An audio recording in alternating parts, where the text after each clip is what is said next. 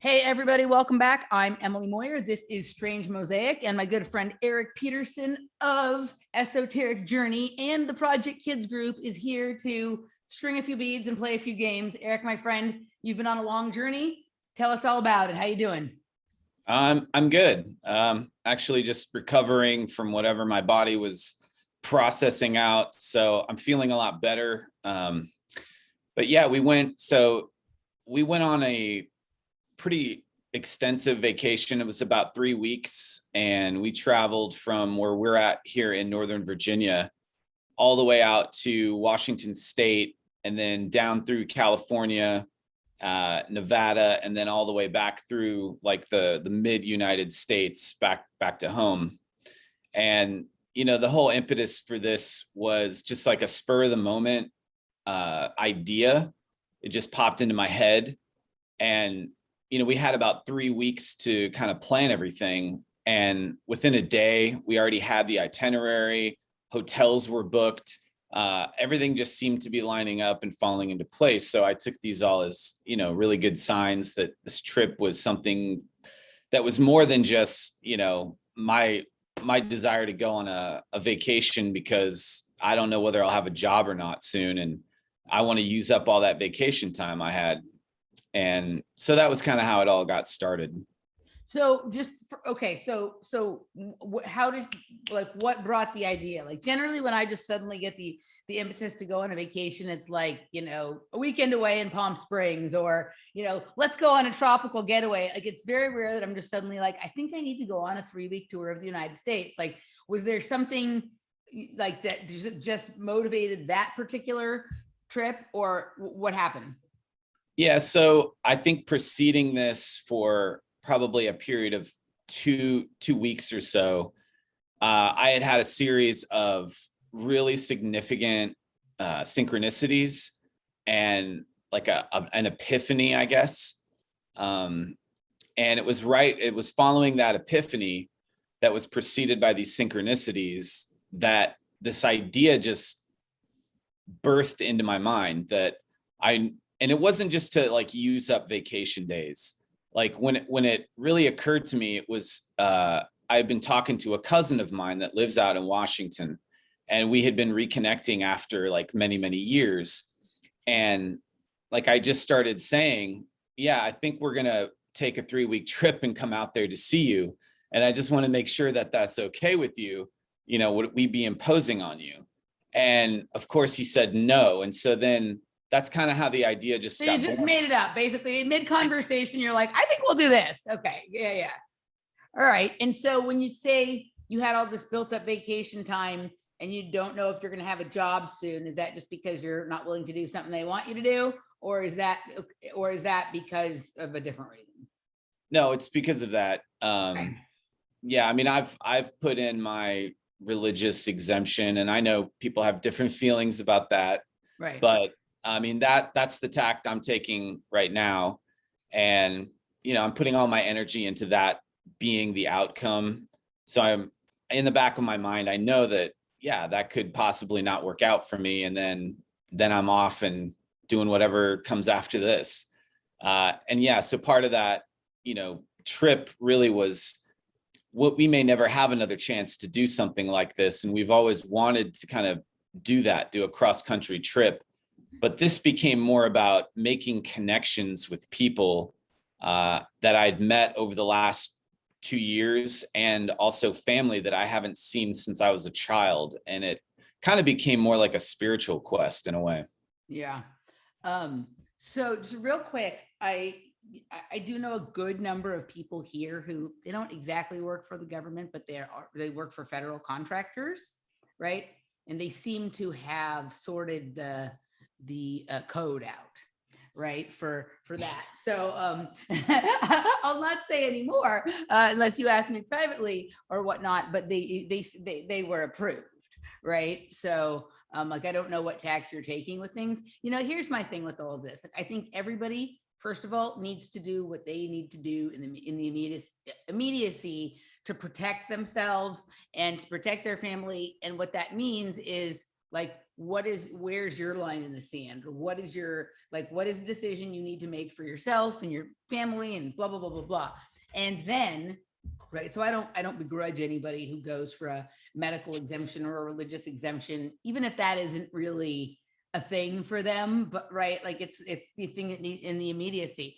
But I don't think we should be satisfied with that. And I don't think we should defend that system, right? Because actually, like, that plays right into this, it plays right into the policy that they like, right? That like everybody, we have to ask permission for everything, right? Like, you have to do this unless we give you permission not to do it, right? And that's not freedom either, right? Like it's religious freedom, but people who are religious get freedom and everybody else who doesn't, like, that just doesn't make any logical sense.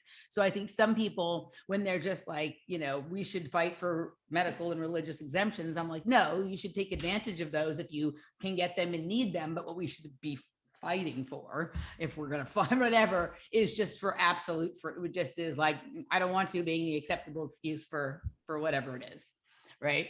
So anywho, so that's my thoughts and feelings on that. But I think people need everybody has families, right? And everybody has a different place, like that's their hill that they're going to stand on, and for whatever. And like, I figured out pretty early where mine was, you know what I mean? And some people disagreed with me. I wasn't willing to yell and scream at people over masks and things like that. And some people thought that made me not enough of a freedom fighter or whatever. But I knew from the get-go where my line was and what it was going to be. And it felt like the mask thing was a lot of waste of energy for me, right? And that energy might be needed for something else. So I think everybody has to decide for themselves. So yeah, good. I think I agree. Good. I mean, that was the thing, when this all started, was the masks, whether to wear one or not. And if you do wear one, then you're just as bad as everybody else. And, I always felt like it was up to the person to decide, what battle did they want to fight? What hill do they want to die on? Right. And I never, looked down upon anybody who, at least that I knew personally, that wasn't buying into any of this, but still wore a mask to, go and do basic things. I never looked down on them or thought any less of them for that decision, because it's always a personal decision. So yeah, I'm with you on that. It's also just depending on where you lived or whatnot. Like literally, like people, I had arguments with people who were close to me in the beginning about that you're just caving. But no, there was no place I was going to be able to get groceries if I didn't wear one. And the only way to get groceries other than that would be to pay those same companies 20% to 30% more to have them deliver it to my house. So how does that make any sense? Like, right? Like that, it's not like there was some separate other company that's not doing that would have been willing to drive across state lines and give me my groceries, right? Or whatever. So I think it's just everybody had to navigate that. And it's, now it's just here in Texas, there's a lot of, there's almost there's not too much of that stuff anymore. Every once in a while, you'll find yourself at a place that the front door says, please wear a mask. It doesn't say if you're vaccinated, you don't have to. If you're not vaccinated, you do. Generally, it just says, please wear a mask. And it's like when they ask like that, then it's like, if I really want to go in, fine. But if you're not, maybe not. The places I have a problem with are like no mask, no business, right? Like where it's rude, or where they make this differentiation, where they perform apartheid at the front door, that like, this is the policy for one class of citizens and that's the policy for another class of citizens, right? And so like, those are the places that I'm, really not interested in, as opposed to, I see people out there that still appear to be scared, right? If you see somebody out there walking around on the trail with a mask on by themselves, and then you go to their store and they're saying, please wear a mask. Like, it's not like, right, they're obviously frightened. And I'm not saying that that I think this is good or that we should buy into all of this or whatever, but it's different than somebody who's like running around lording it over you. You have to put a mask on to come in here. And it just, at a certain point, the whole thing got exhausting, and I knew where my energy was going to lie with any of this, right? Like, I knew where my thing was, and it sounds like where your thing is, and where my line is. I'm not budging from that line, right? And like, not even, right now I have a situation going on with my family that's about that line. And as much as it breaks my heart, that's where my I'm not going to bend on that because that's where it is for me. And I love my family very much. And I'm also not going to do something that I think is harmful and dumb just because they want me to. Right. And it sounds like you're in that spot with your job, right? Where it's like, this is my line of Zen. That's it. Yeah, I mean, and I've certainly noticed too the pressure or that energy of that intensity that we had when this all began, seems like it abated and lifted in most places beginning of summer in June, and has just even continued in that vein, even though we had Delta and now Omicron. I'm noticing that, things pretty much everywhere I've gone, especially on this trip, were very, from, pretty relaxed to, there was no sense that anybody even knew that this was happening, like South Dakota. Mhm. So, Oregon was the only place that, Oh, boy, yeah. like, I mean, you felt that intensity and that energy with just going into a store is such like, oh my God, what's going to happen? Am I going to get kicked out of here? But everywhere else was, nobody really cared except for like the Indian reservations in Montana. Mhm. I mean, it seems like the propaganda did a real number on the native populations, at least out west. So I have an interesting thought about this because Laura has a dear friend, right? And someone she's learned a lot of stuff about energy healing and whatever from, he lives in Canada. But he's different. He's not Native American per se, but he's indigenous of a tribe from where his family is from, right? And from the very beginning, he's been like, wear a mask. And we're just like, like you're like a natural healing person, like he's like super far out there about everything. And it just, when I tuned into like what is going on with him about this, right, I was just like, this is an ancestral fear. This is in his genetics because he probably comes from one of those tribes that they gave him the blankets with the shit on it, or whatever was going on. He's from like the Indonesia. Okay, so maybe it wasn't the same as it was with the blankets with the smallpox or the yellow fever or whatever. I always forget which one it was, but I'm sure there was some equivalent, right, in wherever he's from, of what the ruling class did to the indigenous people and whatnot. That there was some trick that was played, or even, in the case of like Cambodia, Vietnam, or whatever, things the Americans sprayed in the air and whatnot. So it's an ancestral thing. And finally, like I finally had a conversation with him. I'm like, can you just explain to me what's going on? Because it would be kind of like, he's a little different than me, but like if I were just like, everybody needs to wear their mask, right? Like, and everything else, I still said everything else and believed everything else I say I believe, right? It didn't follow with what I know about him.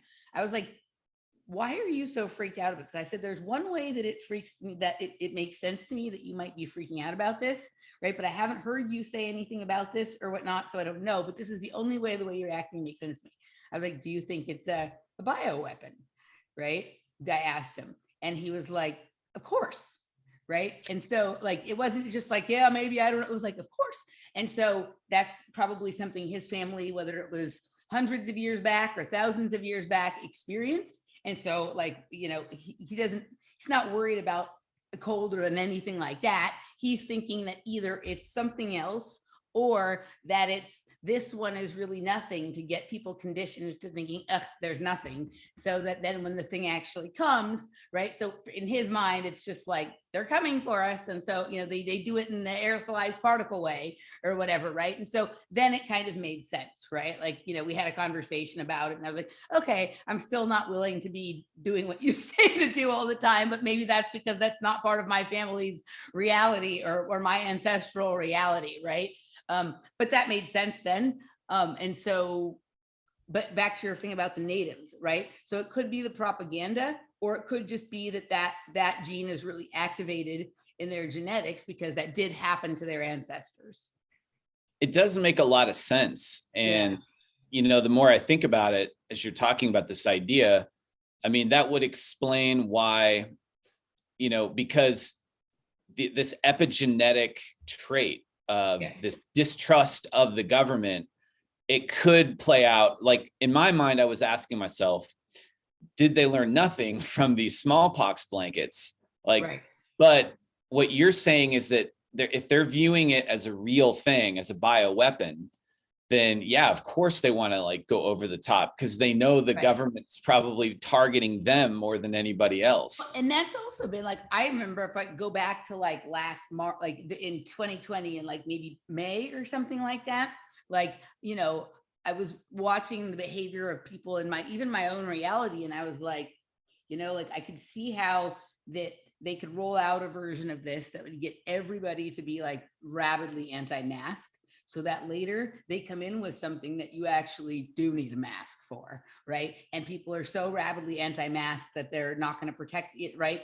That you're not going to use it even when it would make sense. Now, if that ever came, I don't think the little shit that people are wearing at masks, masks. Now I think we're talking more like things with tubes coming out of it and, gas masks or whatever, if that were the case.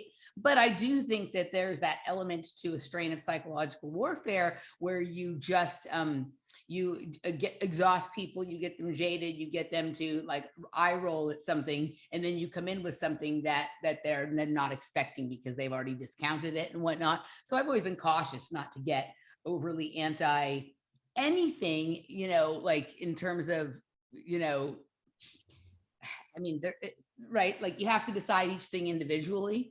But I could see a time, there's people who've considered that we should be wearing masks and whatnot for chemtrails and stuff in the past. Now, for me, it's like, I'm not going to do that. Like, I'd rather take the chance with whatever it is. But there's an acknowledgement there that there's a biowarfare going on, right? And that some people feel the need that, people do all sorts of detoxification or whatever, right? And so I do think that like that's a reasonable fear for indigenous people or people who are just paranoid about biowarfare to sort of consider. For me, it's like, no, for me, it's like, I'm going to take my chances and whatnot. But I do think that think about how, like, even with like the economic collapse, and this goes maybe into something that you and I might talk about more in the second hour, because I do want to get back to your trip, since we've gone off on a little side journey here.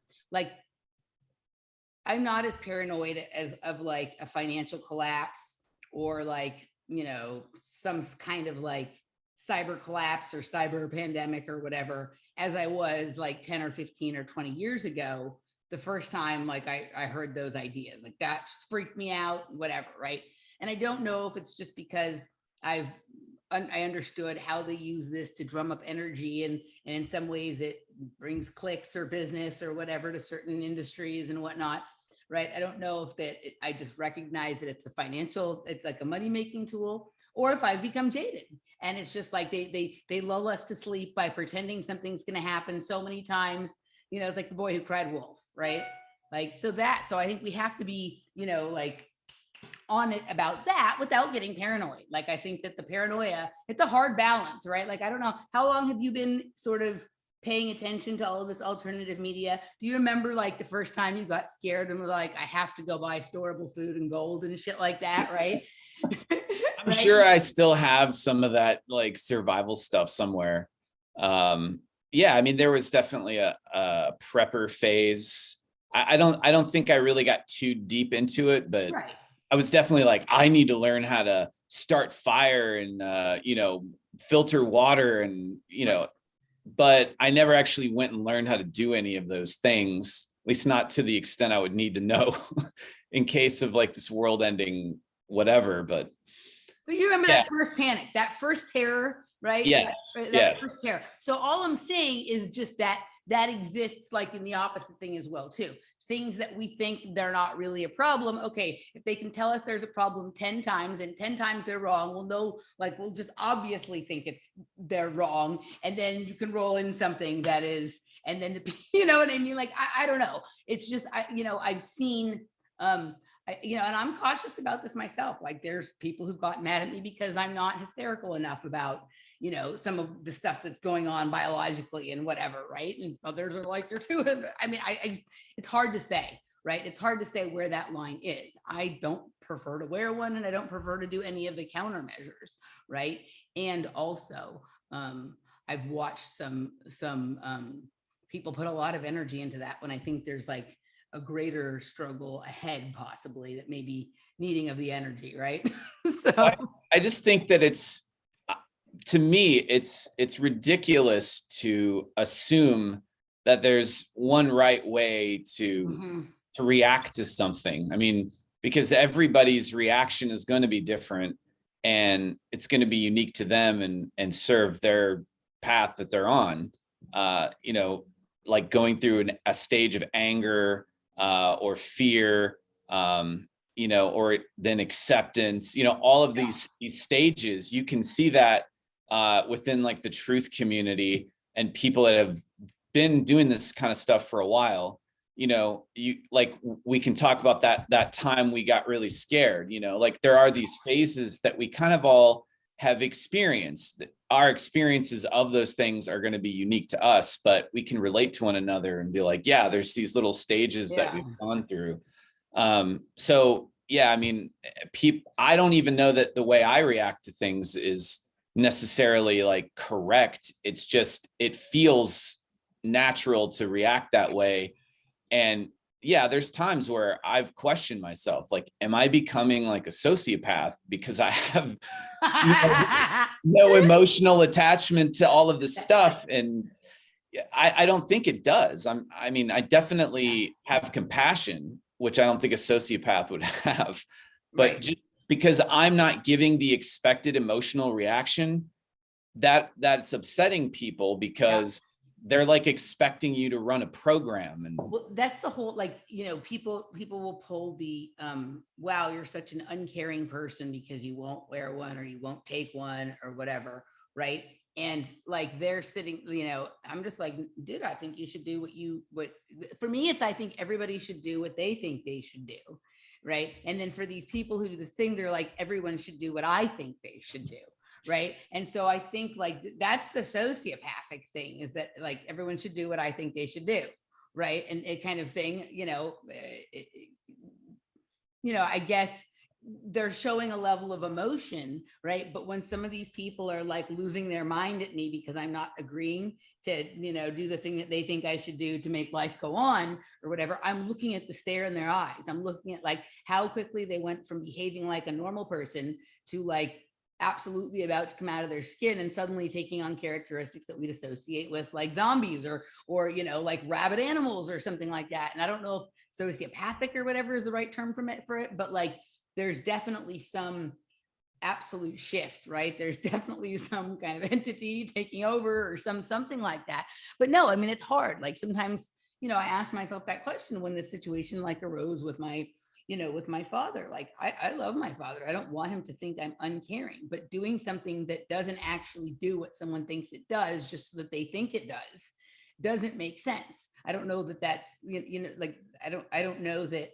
But I've asked myself that question, like, am I being an uncaring person? Right. I've checked myself on this and I'm like, no, like if it was actually a beneficial thing, then that might be an argument, but it's actually not. So just doing a dumb thing just to make somebody feel better because they don't understand that the dumb thing is a dumb thing does not make you a caring person.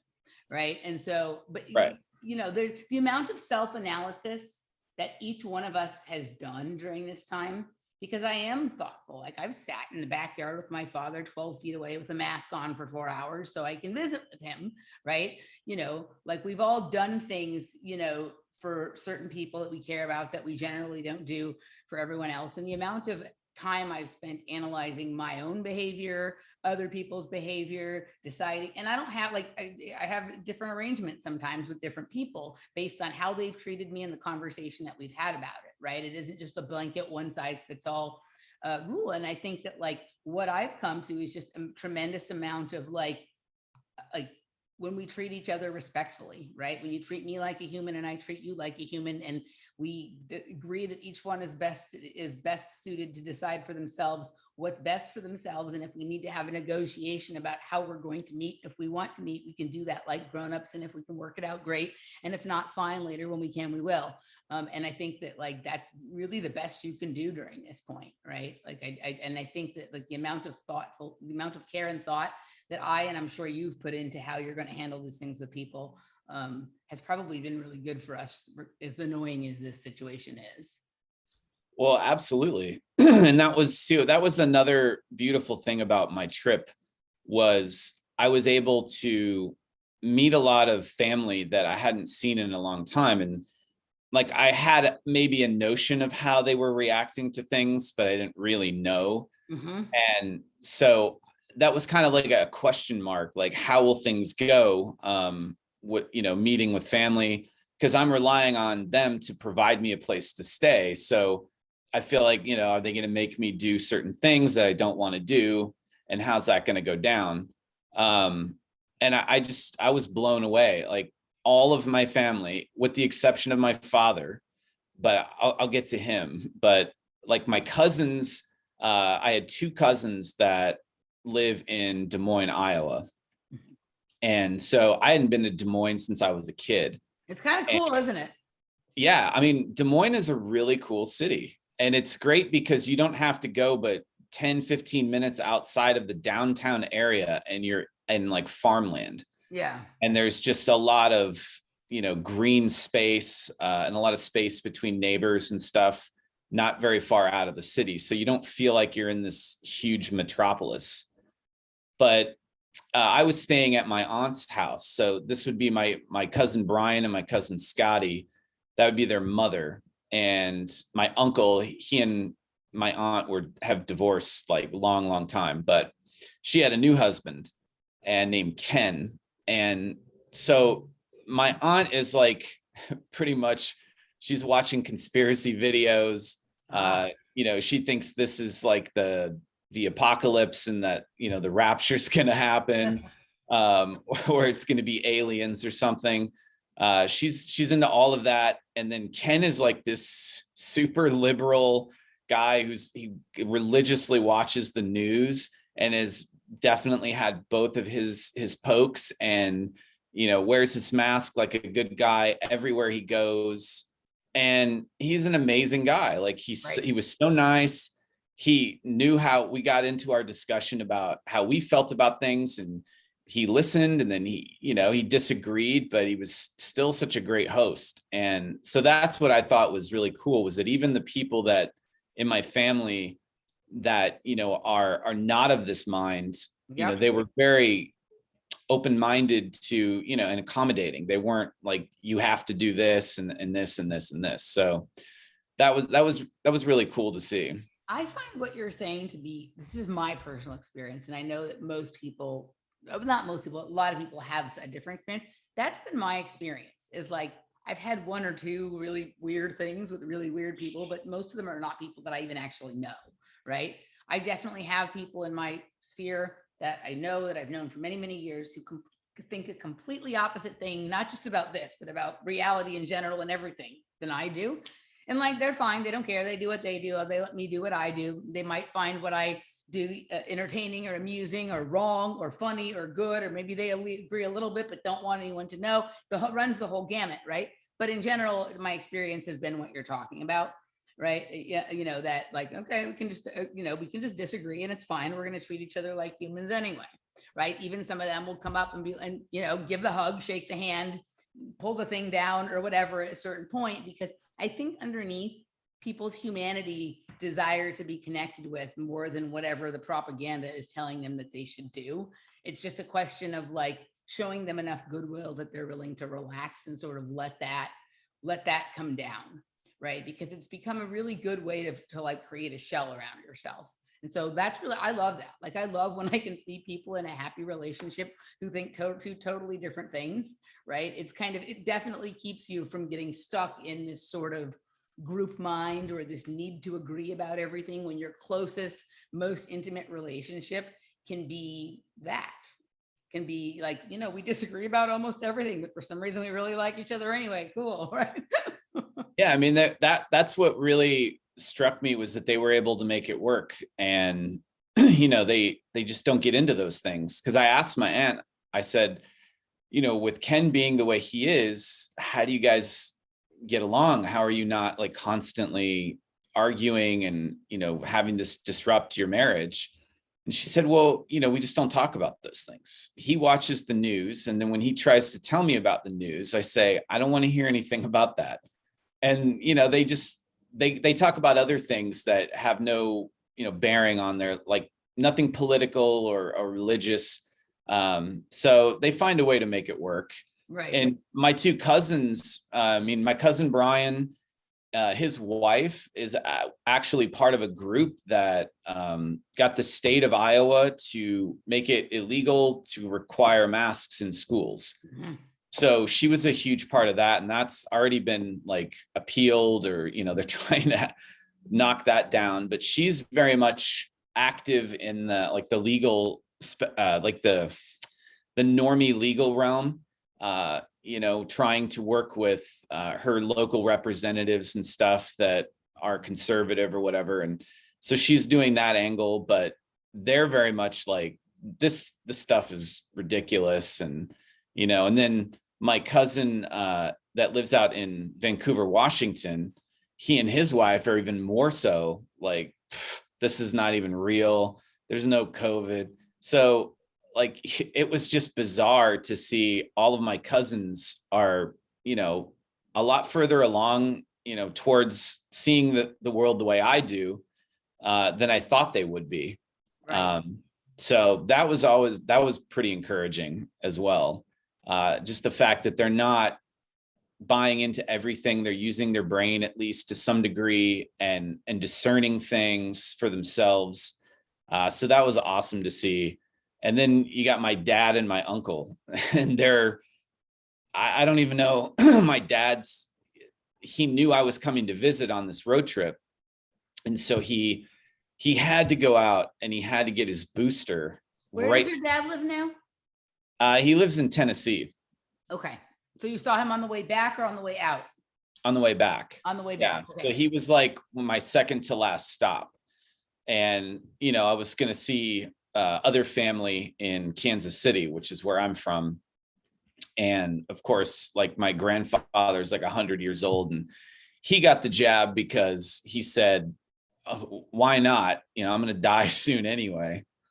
So even though he doesn't think that it's bad, he's 100 and he took these shots and he's still alive. I don't think anything can kill that guy though. There's people like that, right? Like there's those like Russians that are 120 and drink a bottle of vodka and smoke 2 packs of cigarettes a day and right, still go swimming in the, right? So, what was I going to say? It is interesting, right? Like last year at this time, we did a cross country trip, not all the way across, but we drove from Los Angeles to Des Moines, right?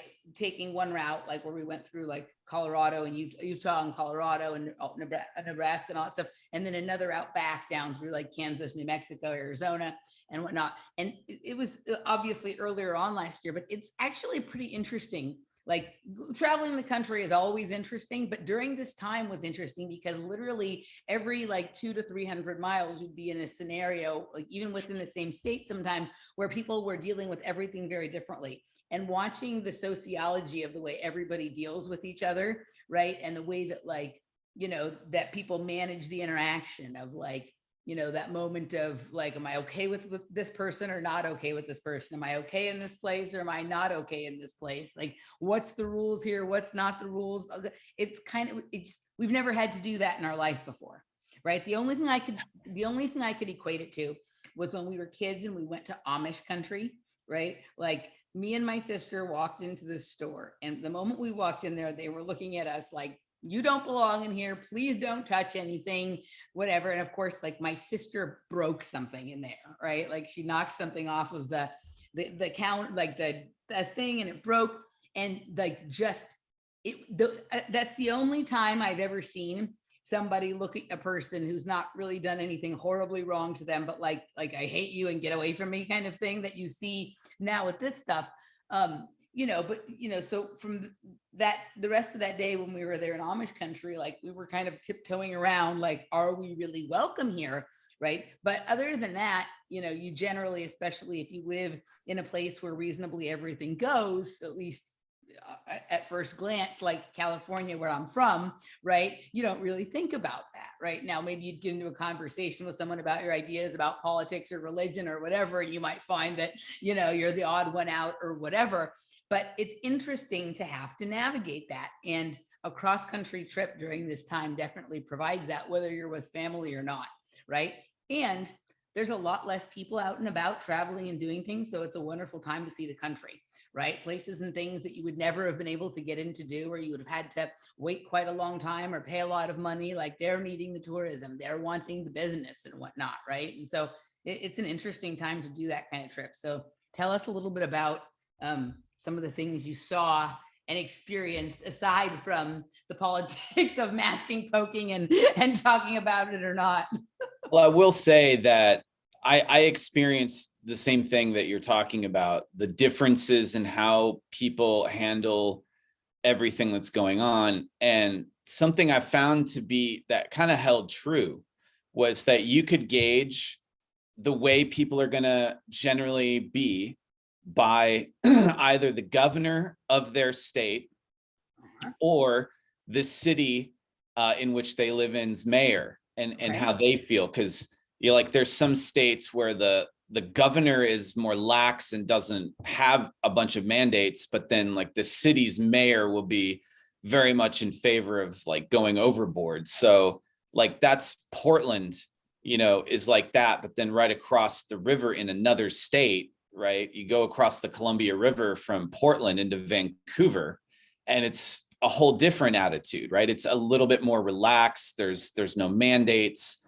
It's a little tense, but not like Portland. So, I feel like their leaders' attitude towards the situation is almost like channeling through these people. Like they're just parroting, all of the way you're supposed to feel and act is being given to them by, the news in that area and by their governors. So I thought that was interesting, that I could almost predict how a state was going to be just based on what I know about their governor and what they've said, as far as mandates go. So, I was assuming that, Oregon was going to be pretty bad because I'd heard stories. But most of the states that I went to, I was very surprised at, just how relaxed it was. Like even Reno seemed like a really laid back, kind of relaxed town. Just met like a total stranger on the street because I was out taking pictures of some murals. And it turns out that this guy knows the dude that painted the murals. Mm-hmm. And, he wanted me to take a picture of him while he did a pose in the street. And, his name was Bo. And, we just got to talking. It was like one of the most interesting random encounters I've ever had. And I always have weird random encounters with people. But, very positive vibes from, pretty much everywhere I went. Like, Des Moines was a great city. Went to the Capitol, which you said was going to be, not what expected, but it's a little bit smaller, than you would expect, but it was definitely worth going to. But did you go up and look at the stuff? Like like the stuff, it's just like plastic. Like it looks grand in the pictures, and then you get there and it's like, this looks like fucking Tinker Toys, dude.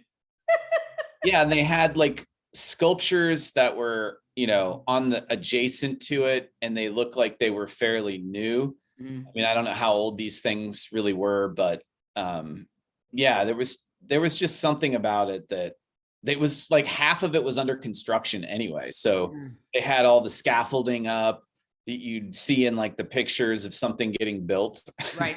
So they're trying to do some kind of renovations or whatever. They're going to upgrade the Capitol, but I found it to be a really cool place for restaurants too. Oh yeah. To me, the part that was disappointing was the Capitol, right? But the city of Des Moines, like the restaurants were great. We found some great bars. We met some nice people, some good coffee places, right? And it's very walkable. Like you can kind of, there was plenty of stuff to do in the area that we stayed. I liked it. And there's not a lot of people out. There are some, but for a decent sized city, there was very few people out, and they had all this street art everywhere. There's a lot of old Des Moines mixed with new Des Moines, because I kept hearing how they'd really revitalized the city and made it very hip. So, bringing in a lot of upscale restaurants and different styles of restaurants, and like that that little area, the East Village, as they call Yeah. it. Mhm. You know, that's pretty much the heart of the nightlife and the city life, I think. But there's a lot of other. I went to see the governor's mansion there. That was pretty interesting. Yeah, Des Moines is a really cool city. It's too And bad there's winter there. Otherwise, it's a place that we would have considered living, because the cost of living is still pretty good, and you know, all the benefits you said, but there's snow, so that's a no. I can handle the snow. Yeah, I'm definitely putting it on my list of places that I would like to live. So Yeah. definitely be around family, which would be great. That was the other thing, was like, you know, on this trip, I connected too with people that I've met online. So it was the first time I met them actually in person. Right. And that's just such a big deal. Like, I don't know why, but I feel like as this goes forward, that's going to become more important. It's almost like that extra step of identity verification where, you know, they Sure. want to send your phone number, a text, and give you a code. It's like, you know, let's meet up in person. And we brought gifts for people, and we're given gifts. Like, it was such a great experience. Like, I really would encourage anybody to, you know, to at least visit one or two people that you've met online, you know, and just hang out with them. I mean, that's like, I mean, I've been doing this for the last couple of years, right? But you know, but more intensely over the course of the last year. Absolutely. Because that one of the things is like, you know, is this person the same in real life as they present in the, you know, online? And that doesn't mean are they as pretty as they look in their picture, but like, is the energy or who I feel this person to be, does that carry through from the online experience to the physical experience? And sometimes somebody has like an extra layer or dimension that is surprising, but in a pleasant way or whatever. You know, so that can happen too. And it's like, wow, I like this person online, but in person, wow, I really liked them, you know. And sometimes it's the other way. But I think it's important because we're, you know, already in, and certainly moving rapidly even further towards this question about what and who is real, and what is not, and what and who is not, right? And so the more sort of, you know, encryption or verification or whatever kind of thing that you can sort of have for these things, the better. And then also you really get a feel for someone when you meet them in person about how solid they are as a person or not. And whether this is a person that like you would want to trust, wants to, that you could count on if things got a little funny, right? Or whatnot. And sometimes you just can't, even no matter how wonderful a person is, sometimes you just can't tell that when you're having sort of the screen between you, but you can feel their energy and their sort of vibration and how solid of a person that they are when you meet in person. And the best thing ever is when you can meet up with family that you've been basically estranged from years and years, and find out that you have more in common than you ever would have imagined. So lucky you on that one. It seemed like the whole trip was like living in a dream. And I mean that on multiple levels, because not only did things go well, we didn't have any problems. Well, I shouldn't say any problems. We didn't have anything major happen. It never really rained when we were driving. And, you know, every other day, or, you know, every 2 days was a driving day, pretty much all day long. So like, never had bad weather. We had some wind, but, you know, wasn't really that big of a deal. It was just like no rain and snow. We just missed the snow in Montana. Mm-hmm. So, you know, it was like such perfect timing, such perfect weather, and everything went off without a hitch. Maybe like the wind could have been not so robust when I was trying to put up a tent in the Badlands and couldn't get the thing to keep the peg in the ground, and it was freezing at night, and it was like, we should have gotten a hotel, but whatever. Built character. You just kind of rolled with it. Yeah, it was a character building moment. So it sounds like Des Moines was a place that kind of surprised you, like you liked that more than you expected, which I was mine as well. Is there some place you went that you expected to like, that you were like, not that impressed? Well, Salt Lake City, I think I wish I had more time to check it out. Mhm. Now, the view of Salt Lake City is just amazing, like the mountains in the background and how long it is. But I didn't really see much of a city because everything is like sitting below the highway, at least where we were at. And, it seemed like they were building a lot of new stuff. So there was just like construction going on. I don't know what I expected of it, but that's definitely a city I would like to revisit again and just have more time there. Mhm. Um, I think Colorado Springs too I thought was going to be a little bit different. What did you think? I can speak intelligently about this because I spent quite a bit of time. That's where Laura was living when she and I met. What were you expecting, and what did you get? I guess I was expecting kind of like almost like a desert oasis on the foot of, at the foot of the Oh, mountains, like a lot of golf courses and military, bases and, you know, contractors. Like you would expect to see Boeing and, all of those people down there. And, it just wasn't as big as I thought it would be. It seems smaller to me. And it was more like, I don't know, living in the foothills, like, cause you have those red rocks mhm. and I don't know, it just like, if I were to see a palm tree there, it wouldn't be out of place. I don't know. So Colorado Springs. So until I knew Laura, I thought Colorado Springs was a suburb of Denver. So I thought it was like I thought it was to Denver what Bethesda is to Washington D.C. I didn't understand that it was really more than an hour away. So it really is a separate city, right? Sure, like there probably are some people that commute, but really that would be really more of a weekend, that kind of thing, right? That they come home for the weekend if they live in. So I didn't understand that. And then I knew that like there was a lot of Christian-y stuff there. And of course I knew that there was the Olympic Training Center there, right? So I didn't really have anything else to make a judgment on. I actually really liked Colorado Springs. Like, had Laura not wanted to move to Los Angeles, I may have been willing to go there. And once you like, it took me a little bit of. I'm very good at sussing things out and finding what I want. Like I know how to find what I'm looking for. There's some good restaurants there. There's some good bars there. And there's some like interesting little nuggets and pockets of towns where there is some counterculture as opposed to just like Colorado Springs is a place where there was always pushing like a lot of family stuff, right? Like it's a Christian family kind of place. But there were some interesting things there. And Laura's apartment was right across the street from Garden of the Gods. So like the view from the back porch was beautiful and there was all sorts of like natural activities to go outside and do. And it's kind of like a cozy place. Now, I don't think I could have lived there long term, but if someone was like, you're going to be here for a year or two or whatever, I was like, okay, like it seems like the kind of place where that you could sort of find your niche there and sort of run that for like a year or two and then you kind of get bored and move on. And I was surprised. I thought I was going to think it was boring. It's But like it's Boulder light, I think is I've what never it. been to Boulder. Yeah. Boulder's probably, well, I haven't been to Boulder in a long time, but at the time, I think I was like 12 years old, was the last time I was in Boulder.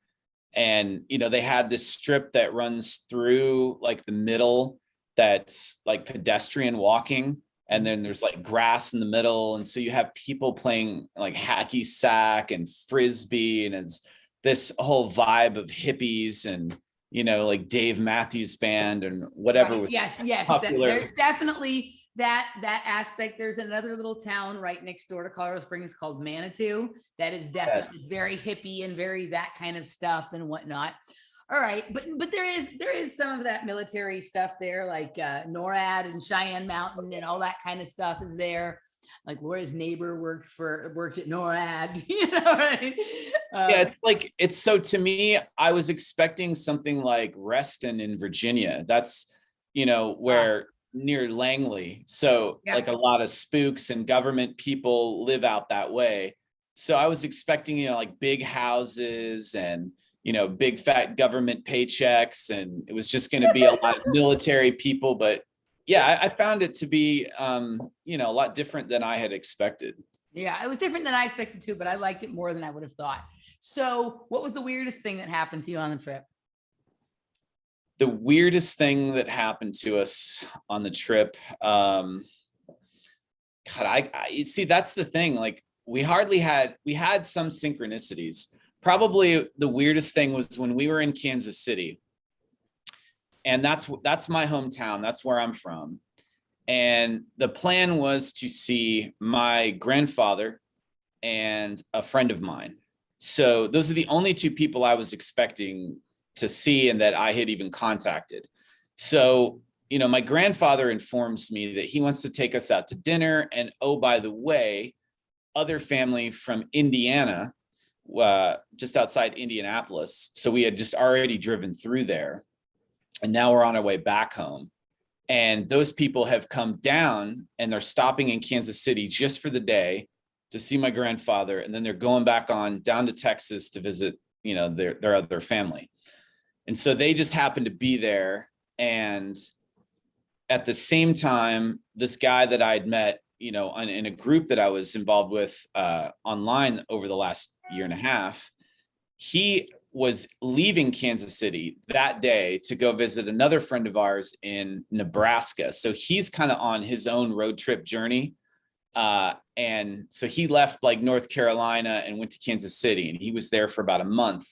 And the day that we got there, that was the day he was leaving there and wasn't coming back. So we got to hang out with him and see him. And that was very, synchronistic.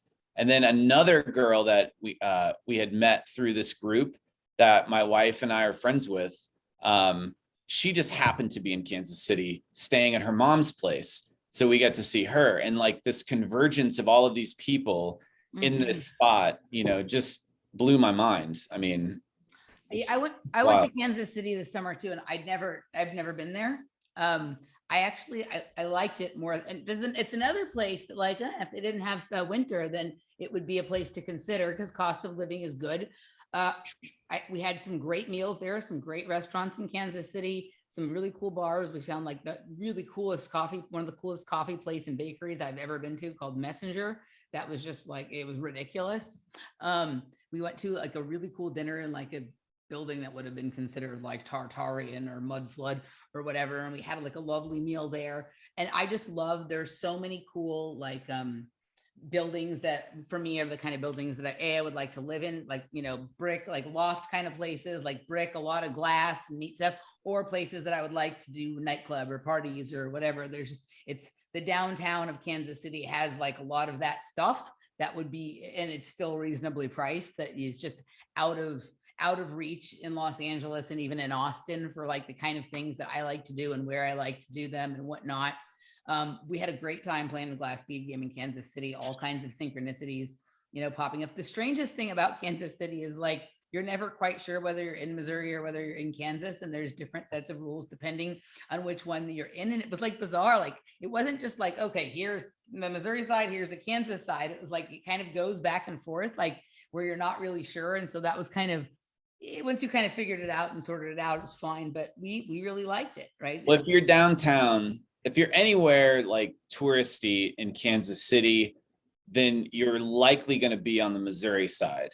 So generally, but there's a few, right? But there's a few, like the way that the border goes, and then the way that the highway is around a certain portion of downtown, it's kind of like what side of the street you're on, which also swerves a little bit. So at some point, even it took us a few minutes to sort it out and to figure it out, right? It's funny because people always, when I tell people I'm from Kansas City, then they'll get smart and they'll be like, well, are you from Kansas City, Kansas, or Kansas City, Missouri? I wasn't sure if it was the same city. Neither. Yeah, I wasn't sure before we went whether they were separate cities or the same city that straddled, right? That straddled. I originally thought it was the same city. And then when I was doing my research about where we were going to stay, I somehow came to believe that they were actually either separate cities or like sort of the same city, but with a big space between them or whatever. And then it turns out, no, they're really right. They're the same city. It's just the same city. It's one giant metropolitan city. that is divided up into different sections. So Kansas City, Missouri incorporates like all of the entire part of Kansas City that's in Missouri. It's all part of that same. So they have a mayor and they have a city council and they have one unified school district. And, you know, anywhere you live on the Missouri side, you're part of the Kansas City, Missouri Police Department, services, all of that. Does Kansas City have one mayor or two mayors? Well, they have one mayor, right? Okay. And so he would cover like Kansas City, Kansas is, so it gets weird. So it's still part of Kansas City, Missouri, but Kansas City, Kansas, they may actually have their own mayor. I'm looking it up. I'd have to look into that. Then there's the rest of the Kansas side of Kansas City, which is all unincorporated little cities. Like, so Prairie Village, Overland Park, you know, they have their own mayor in each one and their own police and their own fire departments. So they're all their own separate little cities. Whereas on the Missouri side, it's all incorporated into the, you know, the one unit. Okay. So it's very weird. Here it says, so I asked, do Kansas City, Missouri and Kansas City, Kansas have two different mayors? The answer is yes. Kansas City, Missouri has its own city government and its own mayor. The office is currently held by Sly James. This was back in 2017. Kansas City, Kansas has a unified government with its county, Wyandotte County. The combined political unit has a single executive called the mayor or the CEO. Well, isn't that the truth, right? Right. There you go. The mayor or the CEO. So I guess that, yeah, right. That's interesting that they make that differentiation there. So yes, there are two different mayors, but the mayor of one is also a county CEO, and the mayor of the one in Missouri is just the city's mayor, and there's like a city government and a county government. It's very weird. Okay. Yeah. And so, you know, there's a place on the Kansas City, Missouri side called the Plaza, which is like an outdoor shopping area that was designed to look like a Spanish villa. And even some of the fountains were said to have been brought from Spain. I saw it. So, yeah. Like just down from that are all of these giant mansions. Mm-hmm. And on the Missouri side, it's just Kansas City, Missouri. But on the Kansas side, you're in the city of Mission Hills, which has its own mayor and its own city government and all of that. And then there's these tiny little cities just all pocketed around. And then you've got this one big city called Overland Park, which is south of there. And then, you know, from that, it just keeps going into these unincorporated cities that are larger and larger as you get further away. But that's kind of why it's so confusing, because if somebody asks me if I'm from Kansas City, Missouri or Kansas City, Kansas, I have to say neither. And then they don't understand. Right. I'm like, well, I'm from a city on the Kansas side that's part of the greater Kansas City metro area. Right. And I'm sure other cities have the same stuff. Like DC, you know, has this, like, it's surrounded by Maryland and Virginia, but, you know, you can't, if I tell somebody I'm from such and such Virginia, they're not going to really know exactly where I'm talking about, because it's all considered part of. You're from Virginia, they're not necessarily thinking Washington, D.C., but there's only a small area of Washington, D.C. that's actually Washington, D.C., and then the rest is either Maryland or Virginia. What do you know, whenever you take a trip like this, like 3 weeks in the car, you know, with your family or with your, you know, a significant other or your best friend or whoever you do this with, there's a lot of interesting conversations that happen, right? And there's generally like what you think when you leave and what you think when you come back about some things. Like there's generally some shifts that take place, when you're gone from home for a certain length of time, but there's something about a long road trip and like a there and a back, right? Especially when you don't necessarily take the exact same route there and back. Right? If you took the exact same route there and back, I think it would be harder to make the shift. But when you kind of, you know, make this full circle, right? Even if it isn't perfectly round, it's sort of a little oval or a little, you know, lasso kind of thing or whatever. How did you change over the course of it? Do you still like where you live? Do you still like what you do? Or did you sort of have like a profound adjustment to the way you look at things. Yeah, I definitely had a shift in how I look at things, and just seeing how much land and space and different landscapes are in this country that I'd never seen before. Going through deserts and mountains and everything in between, and seeing all of these places that I'd heard people talk about over the last couple of years, like places to potentially move. Like just driving through Coeur d'Alene, Idaho. Mm-hmm. You can't really describe to somebody that feeling. Amazing. When that lake comes up. Amazing. And it's just like, and so to say that Coeur d'Alene, Idaho is a great place to go, like that doesn't really do it justice. It's where the Bob Ross story starts. So there you go. Right? And that's the thing. All of happy little accidents. It's also where Ruby Ridge went down. Right. So, you look at places that are significant like that, and you really like going into Portland. So we went from like Spokane, which was an amazing, beautiful city, down into Oregon to then drive this highway into Portland and up into Vancouver. And so we were on the Oregon side. I guess there's like a Washington side that goes along the Columbia River. And driving that was like, you got mountains on both sides of you. And then you're on a road that's winding around the mountains next to this like massive river. And it's just like, there's nothing like that. I mean, it was like I was in a movie driving along this coastline in some foreign country. So I got this appreciation for the West, the Northwest, especially. Oregon was like one of the most beautiful places I've ever seen. It's just like a storybook. Somebody painted that place.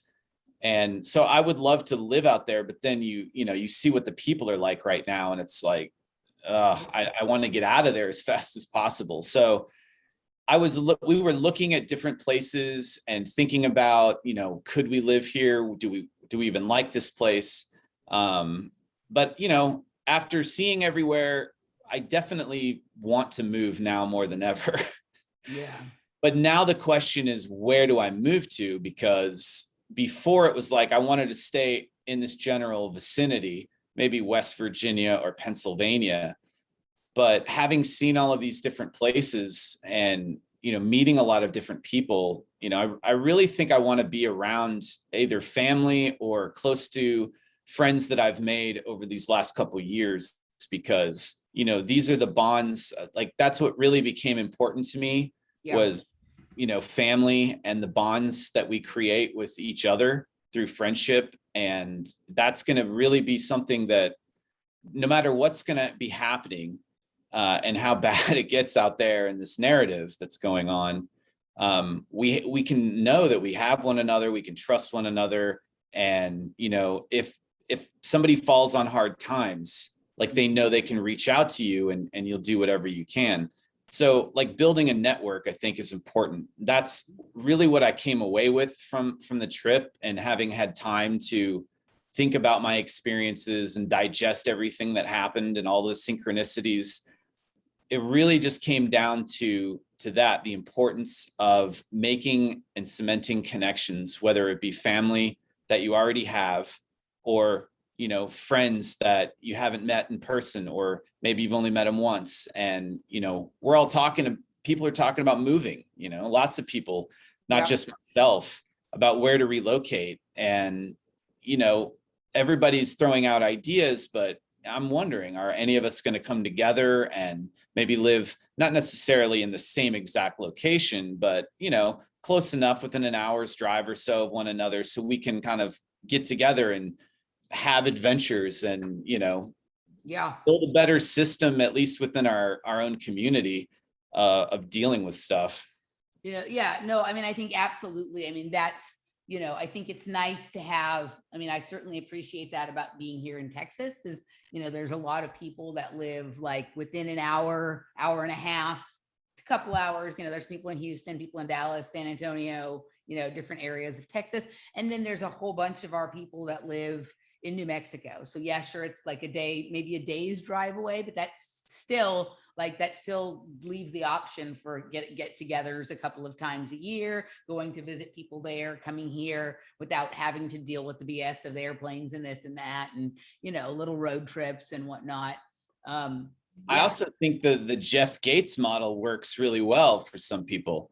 And I'm definitely kicking that idea around right now, just getting a nice RV and not really settling in one place, but just traveling around and spending time in different places with different people. So, yeah.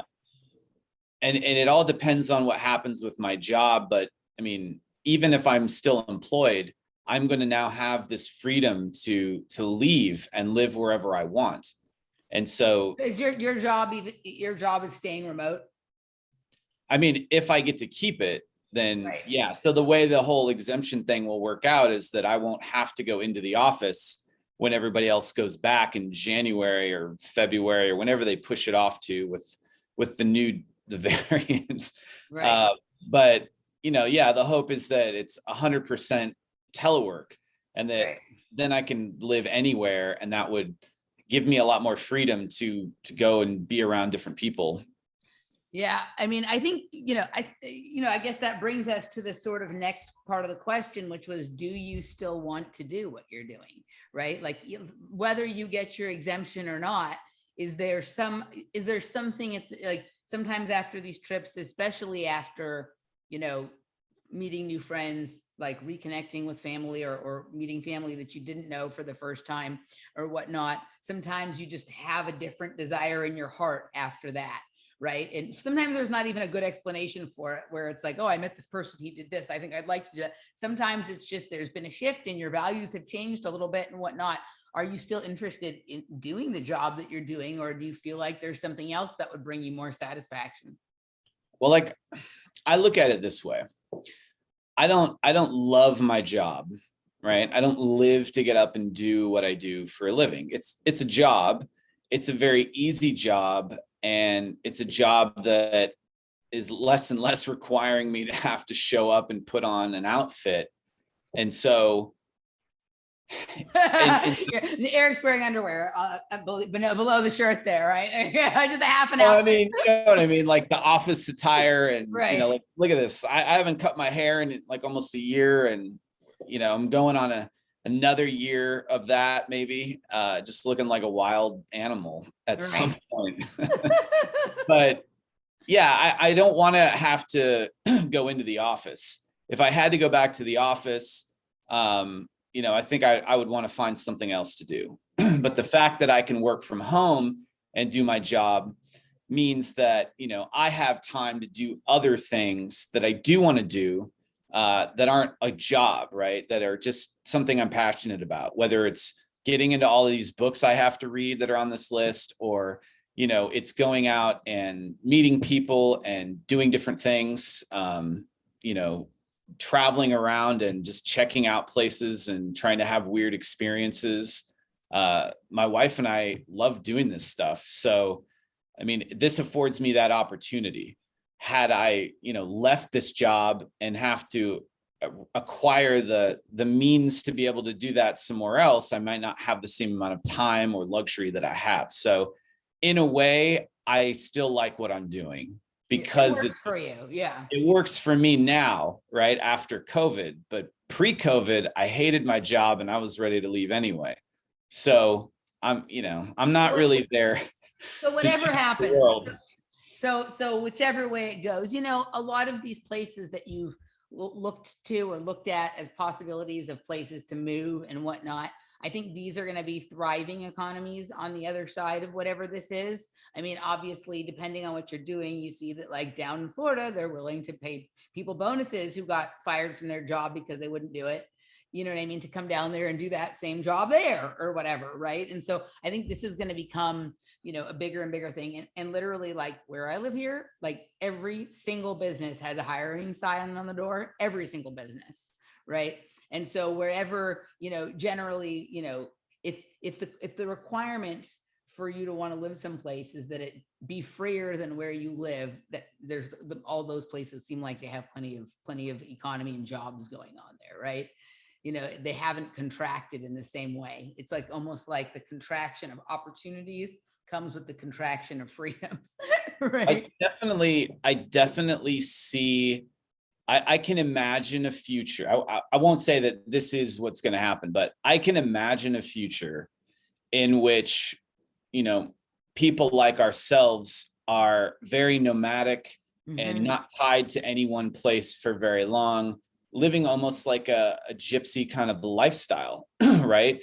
Very, you know, shucking any kind of standards or what's hot right now, you know, what are all the other people doing, like creating different economies with each other of trade and trading services and for goods and vice versa. So yeah, I definitely am imagining a future like that. So anywhere I go now, having the job that I have still, you know, but positioning myself to be able to, you know, at some point walk away from this government job, right, and do something different. You know, I can more easily transition into that instead of saying like, I just quit my job, let's go figure something out, which can be just as great and exhilarating in a different way. You know, it's a bit more terrifying. It's like pulling the ripcord and like the parachute's not coming out. And yeah. So right, you're 2 seconds from the ground, and it's like, right. So, well, I wanted to have this conversation with you just because I think that like there's a lot of people are in this spot right now, right? And sort of sometimes, you know, what you need is just to take a trip, right? And sort of reset yourself and have some different experiences and see some different things. And sometimes the flip side of that is you come home and you're like, I really like where I am. And then there's other times it's like, you know what? I don't actually need to be here. There's a whole other world of possibilities. And I just saw 10 or 12 or 14 of them. And I met a lot of nice people along the way. Like my biggest takeaway from traveling this country is that most people are nice. That's like that every time, even before any of this kind of stuff, right? I've lived in a variety of places around the country, you know, since I turned 18. I've been moving around a lot. Like I had a long stretch back in Los Angeles just before I moved here. But I've lived in a lot of places and I've, you know, traveled around a lot. And, you know, the more I travel, the more I think people are good, not that I think people are bad. Right. And I think that whatever side of things that people find themselves on right now, there's this fear out there that the people out there are other, that they're not nice or that whatever. Right. And that I find that to not be true. I find that most people are nice. Sure, there's a few assholes out there. You know, there always have been, there always will be. But like most people are nice. And there's lots of cool things about this place that we live, despite all of the nonsense and BS that's going on. Like there's still beautiful places. I mean, so the place you said in Iowa, that lake there is not in Idaho, that lake is amazing. And then another patron showed me his picture of a place that they're moving in Montana, and the lake is so clear that it doesn't even look like the boat, like when you're there, like I saw the rafts on it, like the kayaks, it doesn't look like they're on water, it looks like they're floating. It looked like the boat was just levitating in air because it was so clear. I was like, wow, like that's talk about an interdimensional gateway. Montana is interesting because everywhere you can like pull over, like where you're a trucker and you would have to pull over at a way station, right? They are even rest stops. I think they want to check your boat to see if it contains these like, I don't know, some type of aquatic life that sticks onto boats. That could possibly be transferred to the streams and lakes of Montana, because they take their water very seriously in Montana. Have you heard about those? There's like some weird fish that started to take over in the lakes in Michigan, right? Like some strange fish that just like took over everything. Okay, I want to show you this lake in Montana. It's called Flathead Lake, right? But look at that, how clear the person is on the raft and it's just like they're floating out in the middle of the air. Yeah. Right? It just looks like it's floating. Yeah, see, you can see the shadow of the boat. It looks like they're, but right, I've never seen anything like that. I was like, that's incredible. It looks like the Bahamas or something. It doesn't look like what you think of a lake, right? But it is the clearest lake in the world. That's what it's known as. Is it a natural spring near there, or because I'm wondering like what kind of water that is. I It's don't like a know. mixture of rain and spring water. The next time I talk to him, I can ask and see if he can. But just look at I mean, it's crazy how clear it is. It's like looking at a glass, There's right? a place in the Upper Peninsula of Michigan, like on the coast of, I think it's Lake Superior. But it's also like that. It's just so unbelievably, they have like stone arches coming out into the sea, and it just looks like, some old world ruin. Mm-hmm. Yeah, it's like something you just wouldn't expect from Michigan. So Montana is like pretty flat most of the way. Like from, if you're coming in from like South Dakota, it's pretty boring and flat or rolling hills until you get to, I think it's Bozeman or Billings. I think it's Billings. And then it just turns into like this whole different thing. All these mountains just rise up out of nowhere. For some reason, just like hearing you talk about this, and then you're talking about your wild animal hair. Another listener turned me on to this guy. Like, I watched a video about him. He's pretty cool, but he's the main guy. But there's these people called the ice beard surfers of Lake Superior, right? So apparently Lake Superior has really big waves. You can actually surf it, and they surf it in the winter, right? And when they come back from their surfing, this is what their beards look like. Wow. Right? Look at this. Right? That's like what do they call those? The Eskimo Club? It's people that like dive into the water. The polar bears. Polar bears, yeah. Right. But watch this video. I watched a video on Vice that one of the listeners sent to me. But the guy's pretty cool. Like, he had a hard life, and then this became his thing, and he's pretty neat. But I like, apparently it's like an ocean, right? That you can pretty much surf. And I was just imagining you with some crystals hanging from your beard as it gets longer over the course of the next year. So maybe that's an adventure for you to try. I'm definitely open to that. Some like ice surfing, or I don't know, what do they call that when you're surfing in water that it's like it's so cold that you have icicles. Yeah, I'll include the video in the description for people watching the show. I love characters like this. So, all right, so we're gonna move over to the patron segment. You can go to patreon.com/offplanetmedia or emilymoyer.locals.com, and we're gonna move from sort of talking about the landscape and the politics of the physical environment to the landscape and the politics of the information environment, and how that has changed, and how our sort of thoughts about it has changed over time and recently. So you can join us for that. Before we do that though, Erik, tell people where they can find you, what you're up to. You